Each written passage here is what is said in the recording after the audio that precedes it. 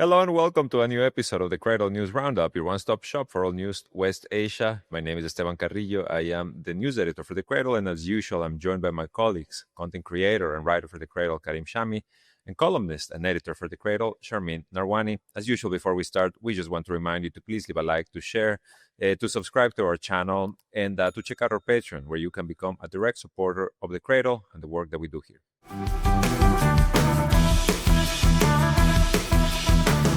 So today, without much preamble, we have many things to talk about, many things to discuss as usual, in Gaza, in Syria, in Iran, nuclear talks, etc. But we're going to start in an area where we don't often meddle, but where many interesting things are happening. And this is the war between Russia and Ukraine, and a drone attack that raised many, many questions over the weekend. So with that being said, Sharmin, why don't you tell us exactly what's been happening? Well, today on Truth Social, Trump launched an attack on Putin, Russian President Vladimir Putin, and calling him,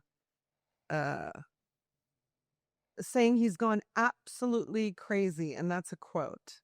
He's needlessly killing a lot of people, and I'm not just talking about soldiers. Missiles and drones are being shot into cities in Ukraine for no reason whatsoever. Okay. And then he goes on to threaten walking out of the negotiations over Ukraine-Russian peace if this continues. So, where did this come from? Anyone watching this area of the world noted, of course, over the weekend, the Russians launching attacks on Ukraine. Escalated attacks on Ukraine. The Ukrainian media says that 298 drones and 69 missiles were launched by the Russians on Saturday night into Sunday morning. And then 355 Russian drones and 9 missiles were shot into Ukraine overnight on Sunday into Monday morning. I'm calling this the largest drone attack of the war so far. What prompted this in the middle of negotiations? Well, what we're not hearing, and this is according to the Russian Foreign Ministry, from May 20th to 8 a.m. on May 23rd, the number of aerial attacks from Ukraine amounted to multiples of what it used to be, with 788 strikes by fixed-wing UAVs and Western-made missiles targeting Russian territory outside the area of the special military operation. Then they go on to claim that their air defense forces destroyed the vast majority of these and say that 12 UAVs made it through Russian defenses and hit their targets. Here's the important thing. The aerial attacks by Ukraine on Russia starting May 20th, early in the morning. So this is what's important. The Ukrainian air attacks, the massive attack on Russian territory starting early morning of May 20th. Also apparently targeted the areas directly or around a helicopter used by Russian President Vladimir Putin, who was visiting the region of Kursk on May 20th. He arrived in Kursk by helicopter to meet with officials there. I think he visited a nuclear plant as well, business as usual. But the Russian air defenses went into full-on operation because, of course, their president was flying into these areas where Ukrainian drones and missiles were flying like crazy. And here's the thing. The Russians did not declare that Putin was in Kursk during that attack. Or that he was visiting Kursk until the next day. They do this for security reasons, obviously. They don't want to give saboteurs and assassins notice. Chance. Exactly. So they did not even announce it until May 21st. Now, the Air Defense Division Commander Yuri Dashkin said on the Russia 1 TV channel, a few days ago, according to him, he says the massive drone attack, the Ukrainian drone attack, was successfully repelled and Russian military fully ensured the president's safety. So the Russians are directly now making that link to Vladimir Putin being in the area where there was a massive Ukrainian attack.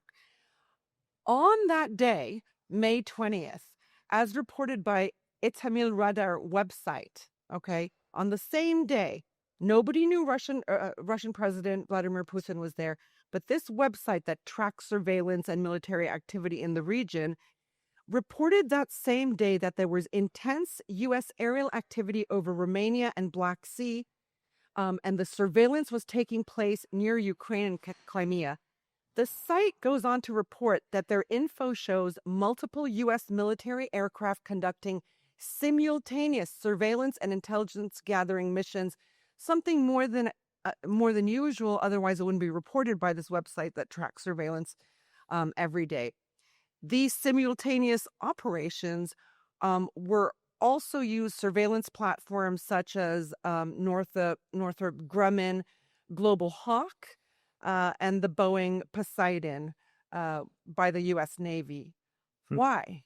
Why on the day of Putin's unannounced visit to Kursk does the U.S. military go into such high gear with surveillance activities in the region as Ukraine launches almost 800 drones and missiles at areas outside the special operations, meaning inside Russian territory in Kursk, okay?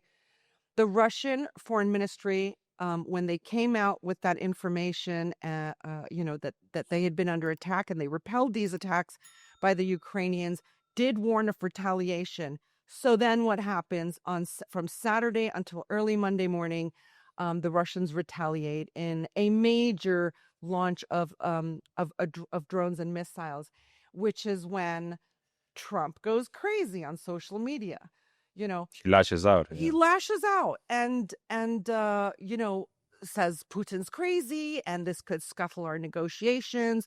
And don't forget, in Istanbul, they reached a number of critical points in negotiations, including the exchange of something like 1,000 POWs by both sides and other important steps. Now, Lavrov comes out, all right, this is, I think, just before the weekend, in response to the Ukraine massive attack on May 20th. He seems to exonerate Trump. He says, we believe these attacks are a direct result of the support provided to Ukrainian Nazis, primarily by a number of European countries, led by the UK, France, Germany, and the EU leadership. He then goes on to say, we are convinced that they bear a portion of responsibility for these crimes. And we will push to bring an end to this policy, obviously talking about the retaliation operations that Russia was going to deliver to Ukraine in the next 2 or 3 days. He says, and then Lavrov points out, and this is important, and Trump should pay notice.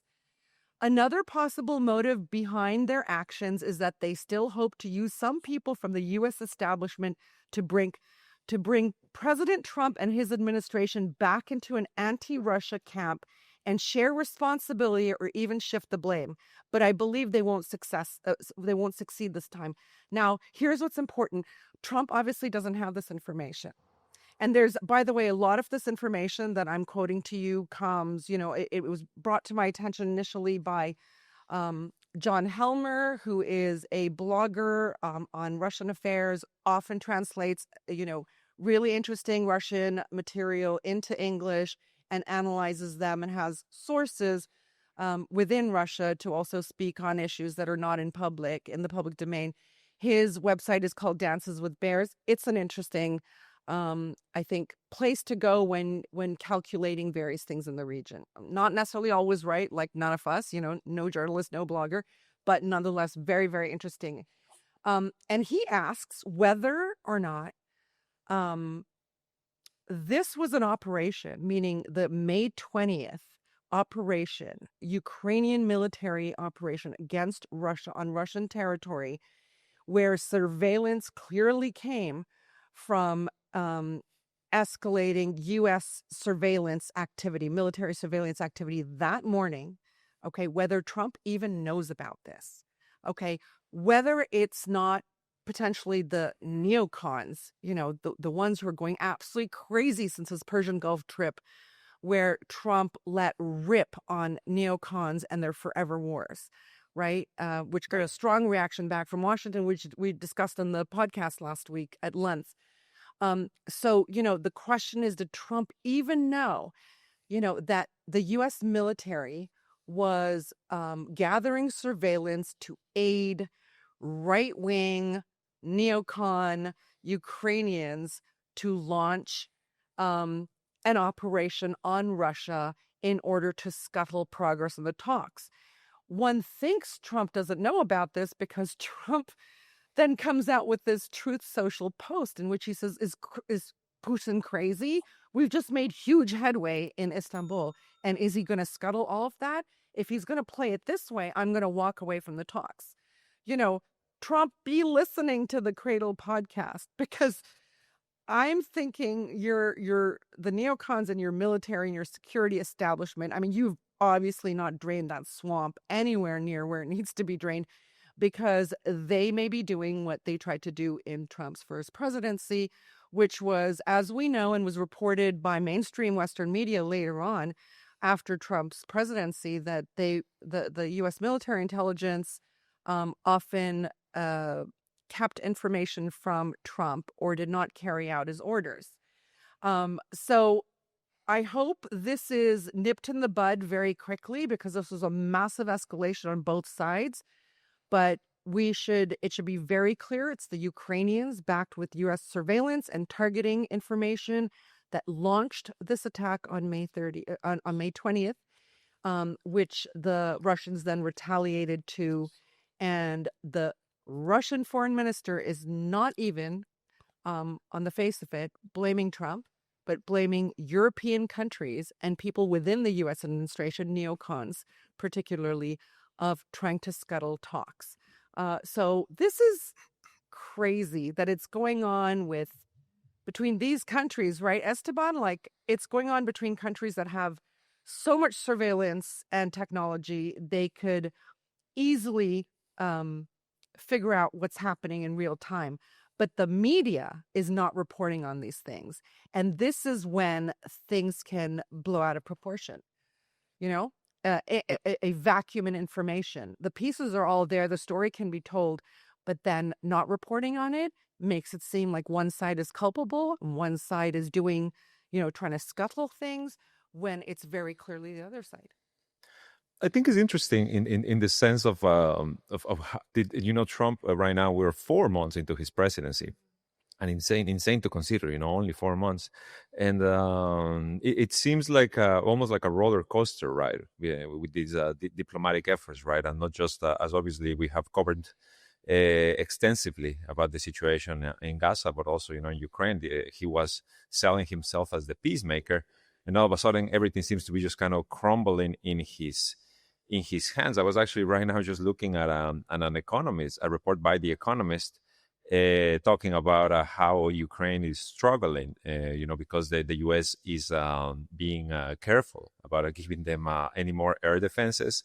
And on the other hand, the Kremlin is producing 300 Shahed drones, the Iranian design, every 3 days, right? And that they want to move drone production to 500 Shahed drones a day. How can Ukraine face off against this, right? And are the European partners, right? Are they really all in this war? Are they really prepared? We know that Kaja Kallas and all of these warmongers in Brussels wanted all of the EU countries to start boosting their defense capabilities, right? To kind of make up for Trump leaving them in the dust.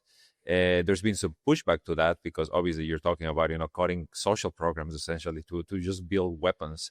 Is there a de-escalation? Is there an off-ramp from this? It seemed Trump had an off-ramp, but now is that even there anymore? There's plenty of avenues to exit most of these conflicts, and they're actually in play, negotiations going on. But the efforts to scuttle these are absolutely, I think, heightened as of recently. The Cradle has an analysis out today on something we really don't hear about in the media. It's about a series of Iranian talks directly with the E3 partners, Security Council and Germany, so the UK, France, and Germany, who have kind of insisted on these talks with Iran and are basically threatening to invoke the October snapback sanctions. Okay, that's the last possible date in which, under the JCPOA, the 2015 Iran nuclear deal, that the actors, the principal actors, can snap back 7 sets of UN sanctions on Iran to really cripple the Iranian economy. And the EU is so distressed at being left out of Ukrainian peace talks. And I mean, they really have nothing to do with what Trump's trying to do with Israel in Gaza, you know. And obviously the Trump administration has also left them out of the indirect U.S.-Iran negotiations taking place via the Omanis. And so they're trying to be relevant. They're trying to be relevant by kind of putting a threat on the table, you know, and saying we're going to snap back sanctions on you, Iran, unless X, Y, and Z. I mean, they basically want a seat at the table. And then this by Lavrov now saying that it is the European countries that are trying to scuttle the negotiations by working with potentially insiders in the Trump administration military to launch a massive attack on Russian soil, and in which the president of Russia was a target potentially. I mean, why that day? Why that morning when Putin's helicopter was flying in Kursk did they attack Kursk? You know, it's kind of insane. So we can see who the spoilers are. They aren't just the Europeans, they aren't just the Israelis, but they're also the US neocons and neoliberals, the same people who have given us forever wars for 25 years. Exactly. Karim, give us your thoughts. About what's happening. First thought is that we moved to a new studio. You can say, you can tell us Mabruk, congratulations, whatever your language is. And we have a new setup with the fresh mics, and thanks to everybody who supported us to achieve this. And of course, when you support us more, we will try to produce more videos and maybe different sets, different programs. So not different sets. Let's not even go there. Different programs. Yeah, more different programs indeed. We'd like to get on, for instance, our many of our really, really good columnists who are on the ground in the region and abroad to talk to them about what they're seeing in their field of expertise. So we definitely want to move to that as well. But we do have a set, and the set is changeable, so we can just do one-on-one interviews and then 3-on-1 and etc. So thank you for your contributions that have helped make this possible, and please keep contributing on Patreon because this expansion is very necessary. And of course, comment and tell us your thoughts, please.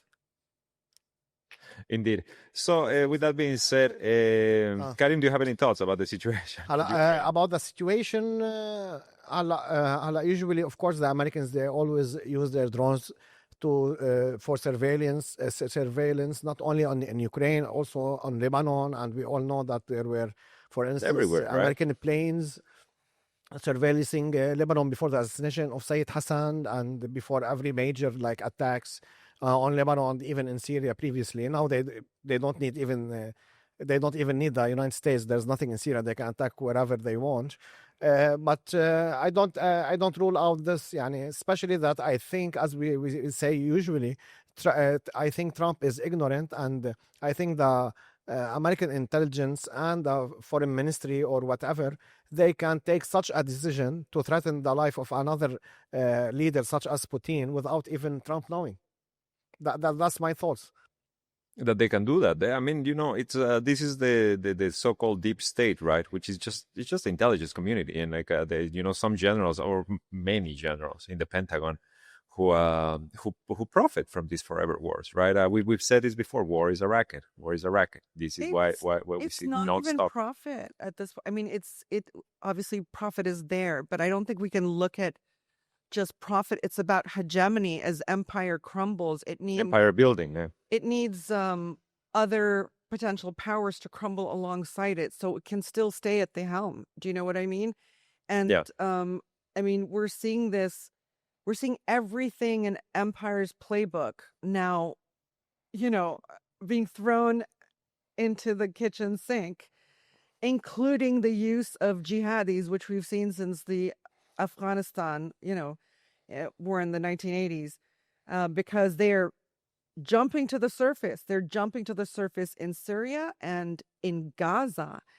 The Israelis are working with ISIS-like Gazans to cause havoc there, just as they and the Americans and the Gulf Arabs are working, and Turkey are working with ISIS-like jihadis in Syria to make sure the U.S. Axis grabs up all the spoils in Syria, breaks up Syria's assets and sells it off for cheap, has a finger directly in Syrian resources for the foreseeable future, etc.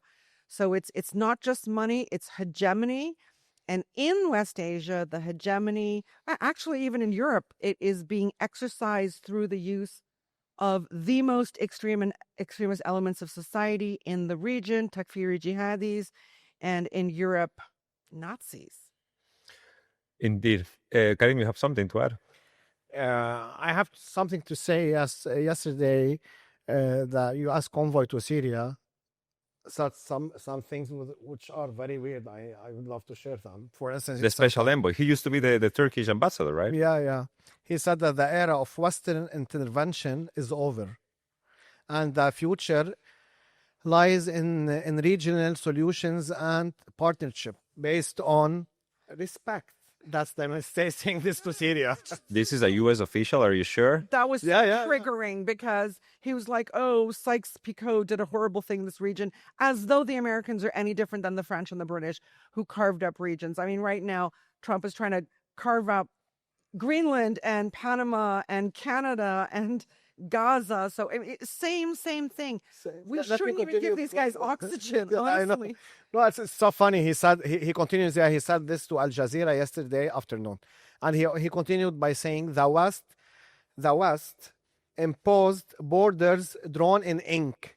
And the Sykes-Picot agreement divided Syria and the region for colonial purposes. And this should end now, which is insane. This is direct quote from him. So I think he's saying this because I think if the United States or Israel or the British or the French did anything in Syria or in the region, as if he's saying what we did previously is over. Whatever happens now, it's between your hands.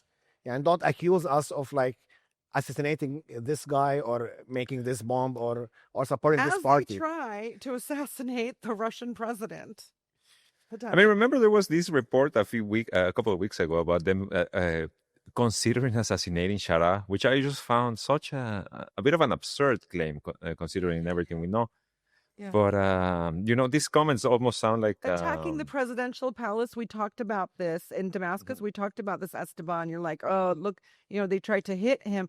If they wanted to hit him, they would have killed him. This is just theatrics. It's theatrics, and it's for headlines, right?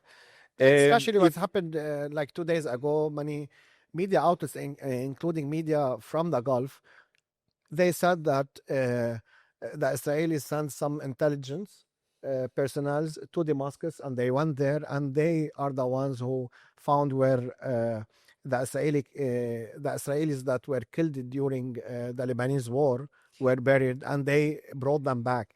And of course, Eli Cohen, who has like a Netflix series, they also brought his body and information about this. And I just want... Eli Cohen is the Mossad agent who penetrated the highest ranks of Damascus, politics way back when. He was hanged in a public square in Damascus when he was caught.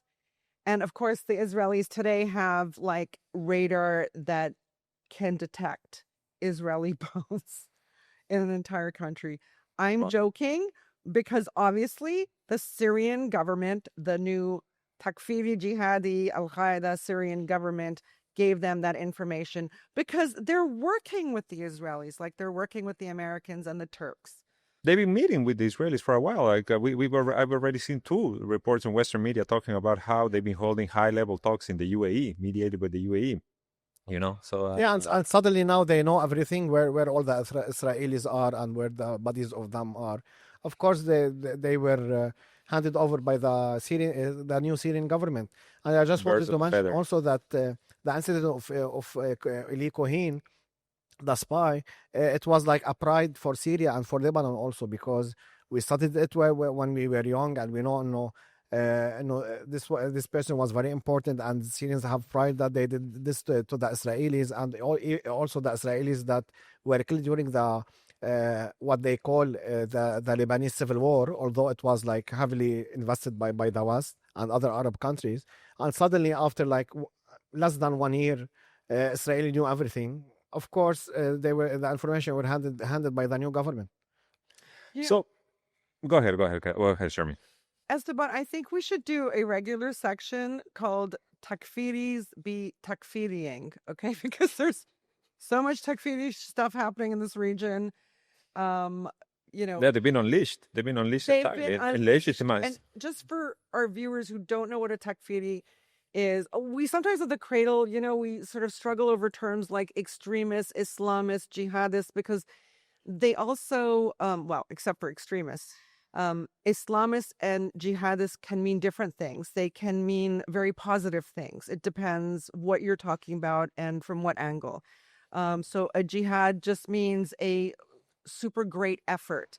And you can have a jihad for the climate, okay, to sort of like, what's the word? Galvanize national resources to address a big problem like climate change. You can have a jihad for like, it's a struggle, a jihad. It's a struggle. It's a great grand effort. Okay, so we struggle with these terms, but takfiri is kind of clear. And takfiri, okay, refers to an individual, or takfiris, a group who accuse, and they're usually Muslims by name, who accuse other Muslims of being infidels. Okay, so they're like mostly going after their own. All right, which is, you can see how ISIS and Al Qaeda mostly kill Muslims. They don't kill Jews. They don't kill Christians, not in any, or Hindus or whatever. They kill Muslims, Sunni Muslims. Takfiris are almost always Sunni Muslim, and then have, it's just a very deviant version of it that considers Muslims who don't think the same way they do as infidels, and the they deserve to be killed. They deserve to be killed. Indeed. Kill them as opposed to leaving them alone. Okay, so takfiris be takfiriing in this region this week. I think 2 things came to my attention. One is that, and we're going to have an article on this, I don't know if it's going to be end of this week or early next week, but so Jolani, Abu Muhammad al-Jolani, the head of Hayat Tahrir al-Sham, the HTS government in Damascus, who continues to be a designated terrorist by the United Nations, but not the U.S., who removed his $10 million bounty. He is, he is takfiri number 1. All right. But now the takfiris are turning on each other. Sectarian takfiris in Syria are now denouncing Jolani. Okay, we've seen this trend maybe over the last 2 months or so. Because when his wife appeared on the camera, they started. Yeah, when he had the audacity to bring his wife on camera, also maybe some of his positions vis-a-vis Israel, not Israel, vis-a-vis the United States and the Gulf Arabs, takfiris, like groups like Al Qaeda and all, have always denounced the Gulf monarchies.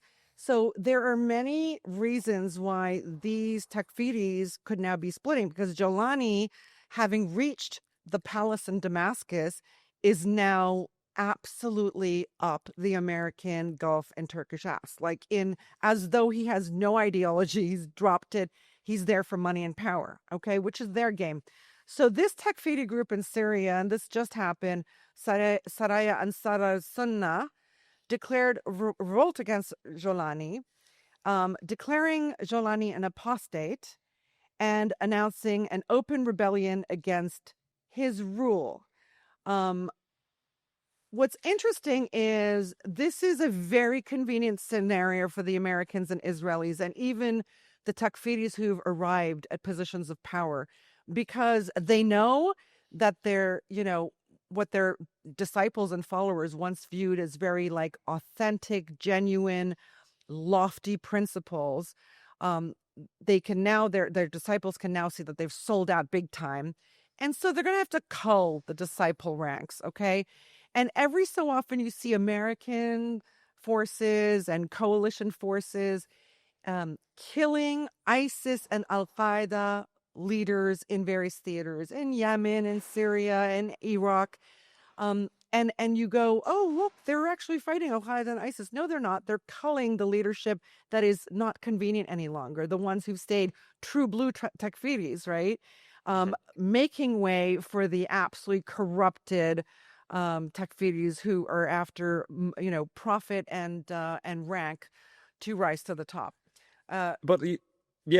What's interesting is also that all of this is happening just as the U.S. has begun to lift sanctions on Syria. They announced it on Friday that they would begin lifting the sanctions. Right. And under some terms that I wanted to mention, one of them obviously normalization with Israel, right? A big shock. Well, they've also told them they have to get rid of the foreign fighters, but actually, yes. And no, the Palestinian factions, they need to expel the Palestinian factions. That's the other one. He's named foreign fighters to ministries and to the highest ranks in his army. So it's kind of, and to, provincial government and governance. So these are obviously the ones who are going to choose the money, power, future. They're not true blue Takfiris, not that we like true blue Takfiris, but this is what's happening in these places. And in case you are under the misperception that actually the Americans, the Israelis, the Turks, the Gulf Arabs are actually fighting ISIS and Al-Qaeda. No, they're only fighting those who will not cave to their commands.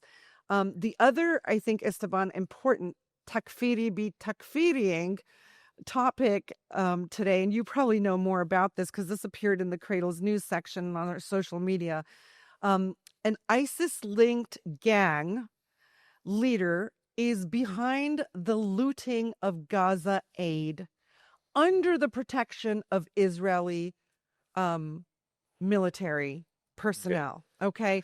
So there's this guy, Yasser al-Abu Shabab, and his gang have reemerged under the guise of securing aid. They're donning official-looking uniforms and, accompanying, whatever little aid trucks are coming into Gaza.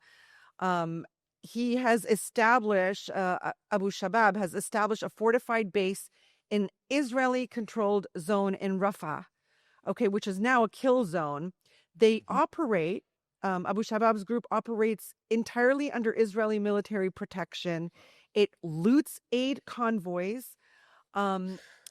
They're linked to ISIS, and he's been identified in a UN memo as, quote, the main influential figure behind the widespread and organized looting of aid convoys to Gaza. I don't know. We were called during this conflict. Israel made many claims and even, seemed to show video footage of what they said were Hamas militants looting aid trucks into Gaza so they could sell these, the humanitarian aid, food, medicine, supplies at inflated costs. That was never Hamas.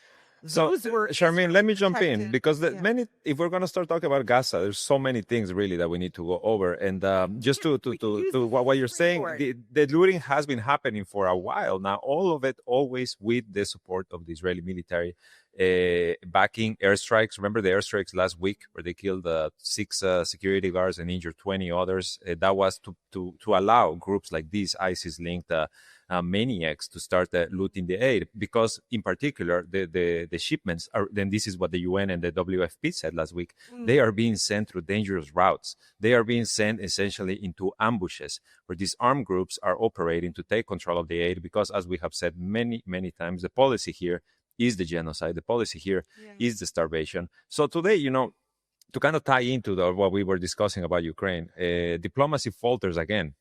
Trump's peace making agenda, as Israel this morning rejected a new prisoner exchange deal outright. Apparently, it called for a 60-day ceasefire and the release of 10 of the captives. And discussions on Hamas's role in the post-war government. Israel says no, simply said no to it. As you were saying, right, the measly amount of aid that is entering Gaza is not going to cover any of the need of the population. We have seen the images. I'm sure we can put them now of these tiny bakeries, distributing bread to thrones. Why is this coming to the fore now? It seems to me this Yasser Abu Shabab and his gang, his ISIS gang, are getting into position because we're hearing from Haaretz and other sources that the Americans are putting a lot of pressure on Israel to allow aid back in. So what Israel's doing is now trying to control the scene from inside. Okay, so let's say they're forced to bring in a few hundred aid trucks a day as opposed to the 1,000 minimum that are required to stop the starvation, right? What is going to be put in place is, you've talked about this several times over the last two podcasts, Esteban, this U.S. organization / NGO / mercenaries who are going to be the sole security on the ground to bring in these aid convoys. So Israel will be managing the distribution of aid through this U.S. mercenary NGO, plus Yasser Abu Shabab and his ISIS gang. Okay, what they don't manage, the first ones don't manage to secure, that goes into the hands of actual civilians who need it desperately and actually stop starvation from happening. These other guys can come and sabotage and ambush. So something very interesting, it's like a double play, a backup for the Israelis to actually make sure that while forced to get aid into Gaza, none of it actually gets to the recipients. This is what is very interesting, because these, the Gaza Humanitarian Foundation, this Swiss-based NGO, is supposed to start operations tomorrow on Tuesday, right, as of the time of this recording. And just yesterday, the CEO, who was kind of like the main public figure or the image behind this scheme, resigned, saying, citing the impossibility of implementing the initiative without violating humanitarian principles. So, even the CEO, Jay Wood, this former mercenary, also this former U.S. mercenary. He was behind the training of the Contras in Nicaragua. These paramilitaries who like massacred he's an old hundreds upon hundreds of Nicaraguans during the dirty war there. Yeah. And then he was like one of the first to get off the plane in Kabul after the invasion of Afghanistan. He was the one that made as the public face of this scheme that the New York Times yesterday, before his resignation, comes out and says this is an Israeli scheme. This is something that has been talked about by Israeli reservists since the start of the genocide. They have been, discussing how do we control aid into Gaza without, and also hurt Hamas. As we know, when they say Hamas, it means Palestinians. They don't actually mean resistance fighters. They just mean, Palestinians in general. So how do we make aid distribution as difficult as possible? Oh, let's bring in these mercenaries from the US and Egypt and put them at the south of Gaza, where, the starving families are going to have to send like one person to go and pick up the aid on a daily basis using, facial recognition technology and having to pass multiple areas where the IDF is in control. Currently, they are in control of about 77% of Gaza. This is what they're saying. This is what the Gaza government office is saying. According to the Israelis, they're going to take 2 months to control 75% of Gaza, right? Because this is, after all, about the conquest. In any case, Gaza Humanitarian Foundation, an Israeli brainchild to control the aid distribution and to move Gaza's 2 million population down to the south, to, the sterile zone, as Benjamin Netanyahu called it last week. And one last thing about GHF, its funding completely opaque. Nobody knows where the money is coming from. Absolutely no one knows where the money is coming from. And actually, no, another thing very quickly. Last week, Haaretz comes out with this report in which they are citing, and we have it, at the Cradle too. We wrote about this, in which they cite the suppliers, the people who are bidding to work with the Gaza Humanitarian Foundation. And they talk about the contract being like almost $500 million, because of the amount of food that they need. But what the suppliers are saying is nobody can come out with the amount of food that is needed in such short notice. As of last week, the bidding process was still ongoing. By tomorrow, without a CEO, with the condemnation of every single humanitarian agency in the world, the GHF is supposed to start operations with no food, right? Where is the food going to come from, right? And there's they also talk about they are only giving them this type of food. They're not even including everything that is needed, in the caloric content for an area that is essentially under famine conditions. So all of this, as you said earlier, right, a moment ago, is theater. This is all just theater and an attempt to make sure the Palestinians never return to their lands. To their language that the Israelis are openly saying that they want to remove 75% of Gazans, into or destroy 75% of Gaza, like they're going to level it. They're just saying it now. Khan Yunis, they say they want to flatten Khan Yunis to the ground. Was it yesterday? Yesterday and this morning, 200 strikes on Gaza. And it's been nonstop. You have 100 dead on average every day now. The images, of last night, of just overnight, about this family home or this school with the children inside the burning building. What can you say to these things at this point? And you have the Europeans, right? The Europeans kind of finally 19 months in, clutching their pearls a bit, maybe starting to touch their pearls a bit. Today, the German chancellor said that what's happening in Gaza can no longer be described as a war. Oh, you think, right? May 2025. Finally, I guess we can stop calling it a war. They're all saying these things to protect themselves, but they're not acting on anything. And this is the big problem. I really think, the UN Security Council and certainly the permanent 5 members are there to uphold international law. I mean, at this point, even the Russians and Chinese are not acting, right? So I think a clean sweep of the UN Security Council, maybe just put Yemen at the helm. Maybe Yemen can oversee international law, because I just don't see other countries. And what happened to R2P? Responsibility to protect. That's all we ever heard during Obama, Clinton, neoliberal days. Responsibility to protect.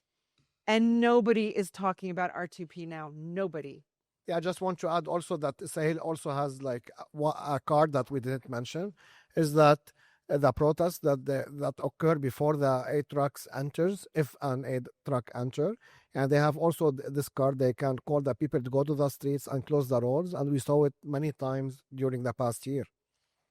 And even if everybody agrees and the pressure of other countries was established to pressure Israel to enter more aid. Also, Israel, they have a very important card, is that now all the aid is coming from the Israeli border, south of Gaza, and people can stop this aid simply, as we saw many videos previously of the settlers. There was a video of them barbecuing outside Gaza yesterday. I mean, for God's sake, it's really beyond comprehension, I guess, the amount of evil that we're seeing unleashed in the strip of land. I don't understand how Israel can go on unchecked, because it's becoming such a liability, and I mean legal, okay? Legal with repercussions, with sanctions, with jailing, war crimes, etc. I mean, the extensive documentation of this genocide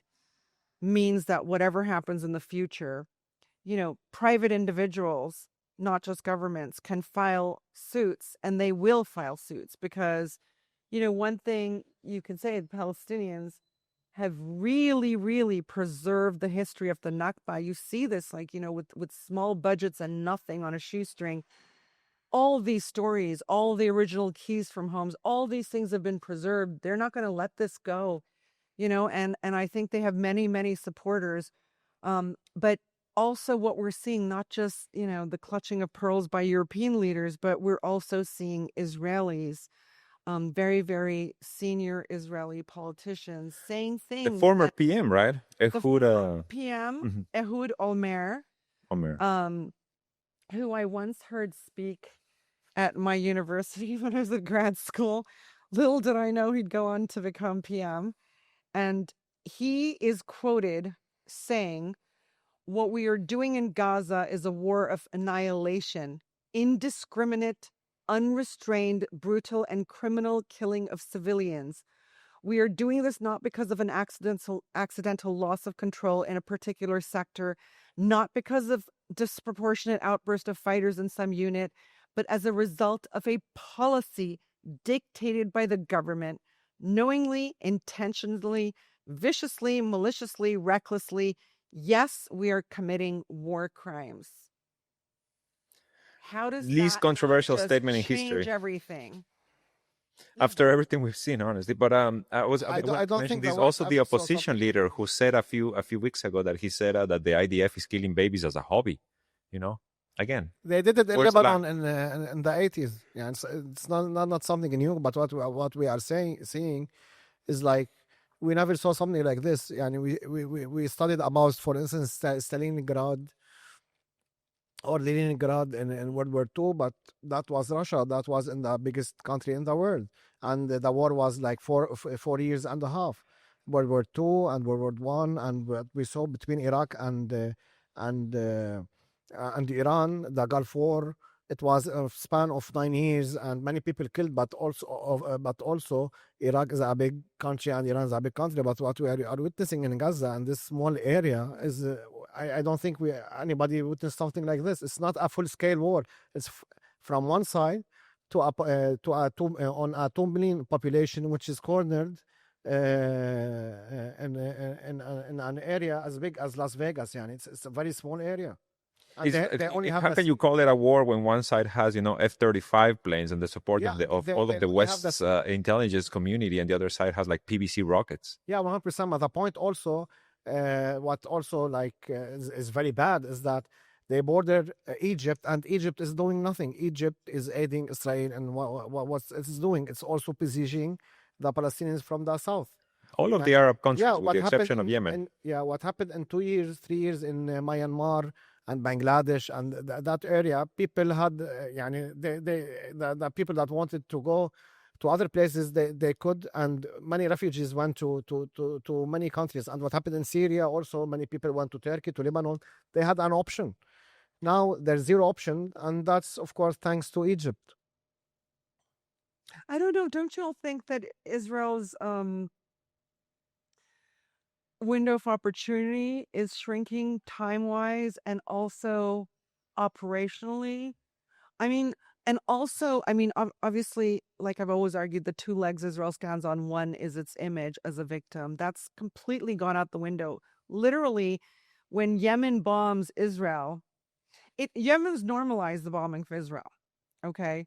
And nobody has been able to foil its bombing operations. The Americans can't, the entirety of NATO can't. And you heard it here first. And this is because Israel usually is the one trying to normalize bad behaviors. But in this case, you have another actor on the other side of the political spectrum that has normalized strikes against Israel. If Iran or any other country decided to strike Israel, I think it would kind of be no big deal now. And you would have like sort of the cheering section on the bleachers would be sort of like 90% of the stadium. I think that's very wishful thinking, especially after what happened last week at the embassy, right? The wall-to-wall media coverage, it made you realize who was it? Was Asad Rad, who went on Twitter and said, oh, this is what media coverage looks like. I literally didn't see that until the Cradle reported it, which was like later because it's not our beat. We weren't like reporting on the story. We just did a report on the story. I literally did not see it. I follow a spectrum of people on social media from different political views too. And maybe it was something like in North America, people were, appalled about. I mean, in the United States, but everywhere else, I didn't see this item. I follow social media, I didn't see this item until like a few days later. And I'm going, what two Israelis died where? Literally. So I think, I don't know. I don't think anyone cares that much. Because I disagree with you. stupid. I disagree with you Stupid to because say, this is like "Oh, full on, teenage boys died when 56, okay, let's more like 156 Palestinian women, kids, and, civilians have been slaughtered. Or just starved to death. I mean, honestly, at this point, the malnutrition and the Yeah. and the deaths due to starvation are just climbing I'm- every single day. I feel like Israel's just gonna, as the pressure increases on it and its window, its flexibility and time sort of compresses, Israel is probably going to get more and more vicious, like to do everything it wants to, like complete annihilation before anyone does anything, and then have a fait accompli. But Yeah, but then when it stops, that's when you're going to have the reckoning. That reckoning isn't going to stop. There are lawyers all around this world, white lawyers, by the way, in Europe. Okay, human rights lawyers at the top of their game who don't do this kind of thing necessarily, but who have become very active since the Gaza genocide within legal organizations, and offering pro bono cases, etc. There's a lot of stuff happening, and at the UN and the ICC and the ICJ, that train is not going to stop just because Israel's been forced into a ceasefire To end the genocide. So I don't even know how Israel can exist. And to be Well, honest, in this has cracked open the discussion of why are we talking about 1967 borders? Like, none of Israel should exist as an Israeli state because that is an extremist government, a fascistic, Nazi-like government. Why should Israelis, foreign settlers, have any part of that land? And don't they have a price to pay after all this? But this talking point, is mainly from the people who have, I guess, an understanding of history, right? That understand that that neo-colonial apartheid system cannot simply be allowed to continue existing. But then, on the other hand, you have the Western nations and you have the Gulf Arab countries that are backing this coming UN conference that they talk about not turning back for a two-state solution. And the big point here, because obviously most of the reporting is going to be focused on the fact that Palestinian recognition, right? But on the other hand, you have also this conference is calling for the recognition of Israel as a state by every UN member state that hasn't recognized it yet, which there are still several, right? So you have they are attempting to save Israel. The Arabs, the MBS and Macron, etc. All of this they're becoming a very much a minority view. Okay, they can do these constructs with the last of their hegemony and power, but as economic power shifts elsewhere, so does political power. So these, the unipolar powers can kind of like mouth off and say these things and make these declarations like Trump did in his first administrations, recognizing Jerusalem as a capital and Golan Heights as Israeli territory. It meant nothing. That's the thing. These things mean nothing. And just to jump to another subject really quickly is, we've talked about the BRI versus IMEC, okay, China's Belt and Road Initiative in recent podcasts versus the U.S. Israeli-backed international Middle East corridor that would, cut a path from India through the Persian Gulf countries into Israel and onward to Europe. They talk about that like that's a done deal. We're actually looking deeper into this. We had a piece on this last week, by the way, so go check it out, the Cradle. But we're going to do a piece where we're going to drill sort of more deeply into IMEC, this project. There's nothing to it. They haven't even agreed on who will fund it yet. Right now, the China-Iran rail corridor, part of the BRI project, part of China and Iran's 25-year strategic partnership agreement, has been put into operation. We just had the first freight chain from China. Freight chain? We just had the first freight train from China arriving in Iran. It took 15 days to arrive there compared to 40 days by sea, which cut transit times by 60%. And you can imagine how that gets parlayed into costs, a cost reduction. Iran can now export its oil to China directly through this rail corridor, okay?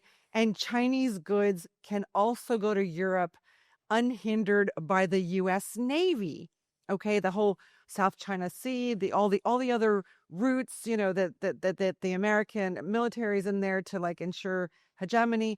Now you can go. The BRI is in effect, whereas IMEC can't even find the money for this project. So what I want to say is the Western countries can do whatever they want. They can say whatever they want. They can normalize. The Gulf countries can all normalize with Israel. The whole world can normalize with Israel, or they can declare Palestinian statehood. And none of this means anything because in practice, it's economy that has always provided the foundation for political power. The West has no more economy. The East is going from strength to strength in this way. And the world's economy and trade and various networks and infrastructure is going to be in the hands of Asia and Eurasia in the future, very near future, this century, next 5 years, next 1 year, next 10 years. What do you think, Karim? And at that point, France can say whatever it wants, But it's not just France; it's Saudi Arabia who's like one of the main financiers of this future of exactly what we're talking about. Is Saudi Arabia? Is the UAE?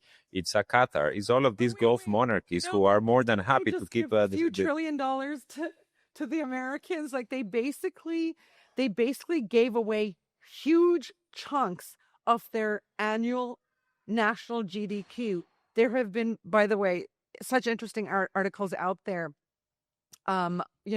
Probably definitely not Trump supporting liberal media trying to parse through this Trump victory, Persian Gulf victory, where he came back, with his several $1 trillion haul. And these analyses are pointing out that actually, hold on, this would be 25% of Qatar's GDP and 16% of the UAE's GDP. It's not feasible. And they're right. They, some of these numbers are part of existing trade agreements. Some of them are part of like an arms sale that Trump has approved or Congress has approved to these countries. Some of these are like long-term potential investments. Very few may actually materialize. So when you say the Gulf countries can do anything, if the Gulf countries just saw through, okay, their promises, their financial promises to Trump, they'd have no money to do anything else. Just FYI.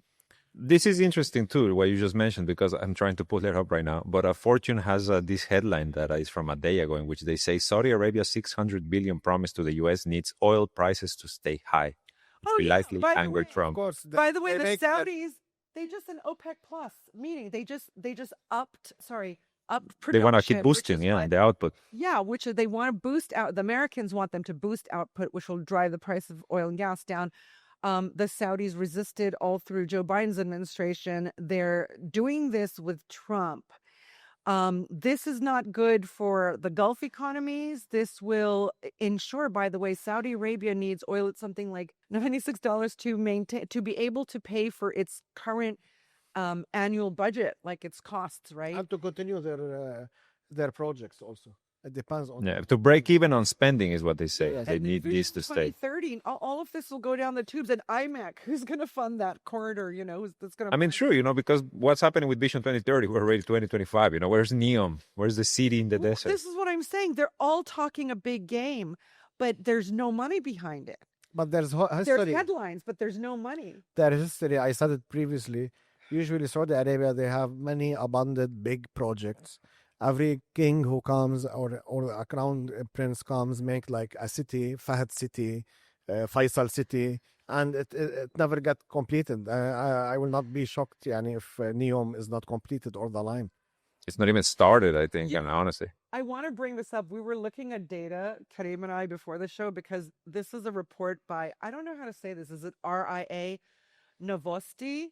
I say RIA Novosti, but that's just because I read in Spanish in my head. So Russian state media has a report that Russia has entered the top 3 economies in terms of trade revenue by the end of 2024. So despite sanctions, despite a war, an expensive war, Russia last year became the third largest country in the world in terms of trade surplus. So that means in their trade with other countries, they have a surplus. They're the third largest surplus of any country in the world by the end of 2024. And this is 3 years after becoming the most sanctioned nation in the world. Yeah. Now, keep that in mind. The thing we found was it World Bank?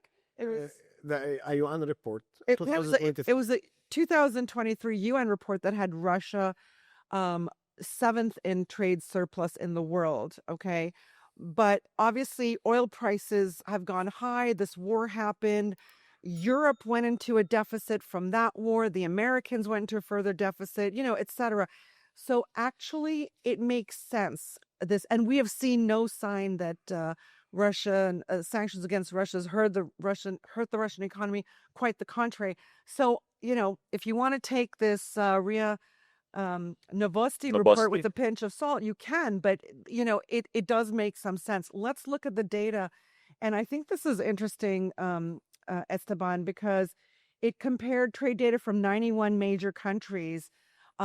Only 33 of these countries had a trade surplus, period. So no one's doing really great in trade. Trump can't complain. It's not only the U.S. that's in a deficit trade-wise. 58 economies had a negative balance, all right? Last year, China was the biggest beneficiary of trade, with a trade surplus of almost $1 trillion, okay? So $991 billion. In the previous year, it was Germany with a net trade revenue of $258 billion. The Chinese have gone from 0 to 100 basically in a year. Russia has a trade surplus of 151 billion this year and moves up 4 places, which also makes sense because they're third here and the UN chart from 2023 was 7th. So, the others are Ireland, Netherlands, Switzerland, Saudi, Norway, Brazil, and Italy. At the same time, though, the U.S. has had the largest trade deficit, and did so last year, which reached 1.3 trillion. So while the Chinese have almost a 1 trillion trade surplus, the Americans have a 1.3 trillion trade deficit. The Americans can't blame China for its innovation, for its quality goods, for its markets. They can't blame that. They have to only blame themselves. But we've talked about this on the Cradle a lot. It's not just so much China and Russia and Iran and other countries in the global south, major players, India, etc., rising. It's the West declining. So the gap keeps widening. China was number 2 last year. Germany was ahead. This year, China is number 1 with almost 5 times gain in trade surplus. So, in effect, maybe the Russians and Iranians and Chinese should get more sanctions and tariffs slapped on them because it seems to help their economies like nothing else. They are big countries, Sharmeen, Iran and Russia. But we saw what sanctions did to Syria and what it's doing for North Korea and Venezuela. To Cuba, to Venezuela, etc. I mean, what can I say? It's really sad to say, but the Arab nations that came under U.S. sanctions, like Iraq and Syria, Yemen, the ones that have collapsed are those who, I don't know. Like, I have this theory that almost every Arab country has a protector. There's this notion of like a zaim of sorts, which is kind of like a tribal leader. Right. And I mean, even Syria had that, but Turkey doesn't have that. You could say it's NATO, but Turkey has acted against NATO's interests. You could sometimes people say, oh, Turkey's moving to the Russian-Chinese camp. Absolutely not. Turkey acts based on it doesn't have a Zain. The Iranians don't either. But all the Arab countries. The Iranians, they have the Zain. Who is it? Khamenei. No, I'm talking about an external country. I'm talking about an external power. So why did the Arab countries collapse? Their economies collapse when there were sanctions against them, but Iran didn't, for instance. Because Iran is a sovereign country. Well, correct. Which means it We doesn't had have a master. yes, outside. 100%. Now I understand you. Yeah, yeah. What happened to the Arab countries? I think we have to go back to the 70s after. Oh my God. Sorry, Sharmeen. No, Abdel no, Nasser. Abdel Nasser is the Fine, you can, but it's just every time you talk about Abdel like, Nasser was the role model for Arab this. fails, they go back Yes. into history. And sorry, I've been. We have a few important people. That's what we have. Few important. I'm so sick of The last was lessons. we had Abdel Nasser. Egypt in the 70s used to manufacture many things, including like turbines for the planes, ships, and They everything. kind of had the USSR. Yeah. I know. I'm just saying, all Arab countries seem to have an external zaim. That's all I mean. Yeah. Okay, so this is one. But they killed them. Yeah, but just to give you my thoughts and my vision for this, we had Egypt.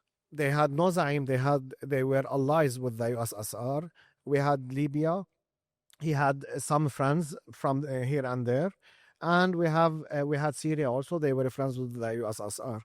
But what happened is that Saudi Arabia and the Americans, they were against the ideology and the thoughts and everything that Abdel Nasser did.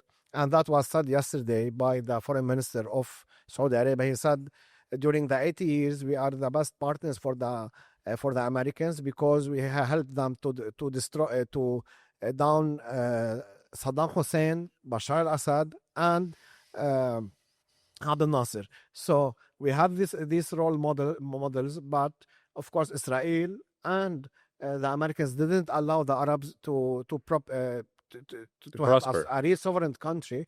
And of course, the betrayed came from Arabs, from our neighbors, from people within. So this is a very, I think, complicated issue. The betrayal came from following a foreign zaim. That's all. No, Sharmeen, I mean, if instance, Iran yes. could have turned. Okay, maybe today. Sorry, just very, very quick example. For instance, in Tripoli in Lebanon, it's one of the poorest city. It is the poorest city in Lebanon. We have few cities. We have like 4 or 5 cities. It's the poorest one. So it's very easy for Saudi Arabia to get anybody with money, okay, and make some nonsense projects. Yeah, for instance, if there is a party, they will give money. Or for instance, there's like if there's an incident that happened in Lebanon, they will put money and they will control that population. There's a mentality of payouts and patronage that is so ingrained in this region, but Iran does. I'm not like Iran doesn't. Of course, Iran and doesn't. even Turkey. Yeah, they don't. They are self-sufficient. They have everything. Yeah. But country as like Lebanon, we are only 10,000 kilometers squared. Population, nobody knows how. If you Google it, they will tell you from 5 to 7 million.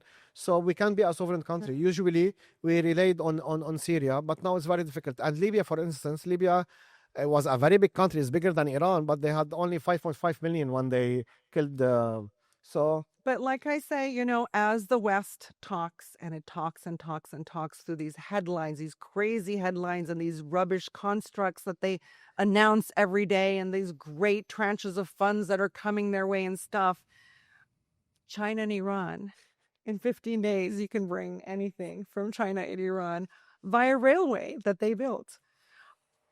That's where without power sanctions is. Yeah, bypassing sanctions. That is where power is heading, where it is growing. I think it's just something we need to underline every time a development like this comes to our attention at the Cradle, because I think the Cradle's difference with all other media out there, even regional media, is that we really we look at the large picture to understand the small picture. Okay, so when I talk and people think too optimistically about Israel collapsing, it's because I'm looking at the large picture, not actually what's happening on the ground, where Israel looks like an absolute power and its victims look like, like they will not survive. If you look at the big picture of geopolitics, that's where you see how you can understand where things are heading, maybe not tomorrow or today, but in the near future, because that transition is happening. It's accelerating like crazy all the time, so look for railroads to start getting bombed, like the Nord Stream 2 pipeline by saboteurs. Sabotage. The That same was left. saboteurs, by the way, who worked with U.S. intelligence sources to assassinate Putin, potentially on May 20th. I mean, there's a connection between all these rats in the race to hegemony. And exactly with that, we've come full circle on this episode. We want to thank everyone for joining us today. Again, remind you, please leave a like, share this video, subscribe to our channel, find us on X and on Telegram. More importantly, support us via Patreon, hopefully through other channels soon enough. We're also on Rumble, by the way, because we need always to have a backup plan for given the situation that we're all living in. With that being said, I want to thank you again for joining us. My name is Esteban Carrillo. I have been joined by Sharmeen Arwani and Karim Shami, and we'll see you on Thursday.